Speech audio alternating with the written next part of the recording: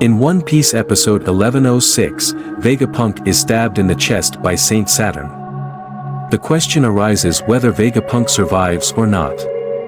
Now, let's delve into One Piece chapter 1107. In episode 1106, the power of the pacifistas will be transferred from Saint Saturn to Bonnie, and it seems Bonnie will be the one with the highest authority over the pacifistas.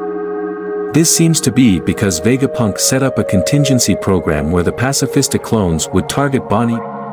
Saturn's rage is unimaginable, as Saturn feels betrayed by Vegapunk and subsequently attacked by Kuma, a member of the slave class.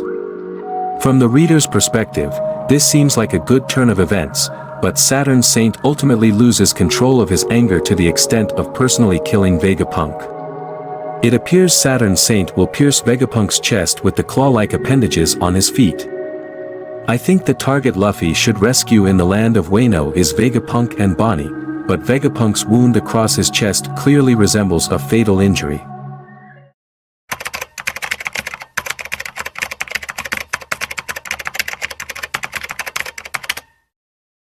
However it's viewed, Vegapunk's wound is severe. There are pirates, extremely tough and bizarre individuals, who can survive, but I don't think Vegapunk can survive such a life-threatening wound.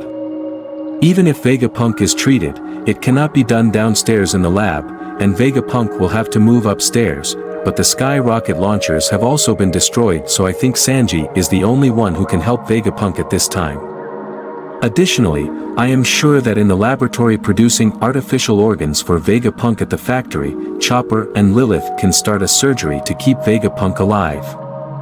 There's hardly any explanation about what those artificial organs are made for, but Atlas said replacing parts is a common practice. In retrospect, Vegapunk once said he cut off his head because it was too long and bothersome, but I don't think he could survive if his brain were cut off. Could it be that he has a special physique due to the power of the devil fruit named Nomi Nomi Nomi? That would help Vegapunk survive.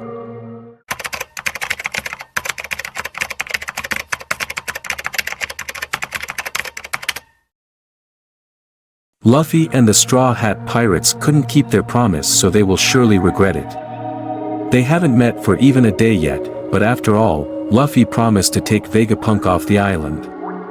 Luffy has kept most of his promises, but perhaps this is the first time he couldn't fulfill that. The relationship between Vegapunk and the satellites is not clearly explained, but can the satellites exist indefinitely if the main body dies?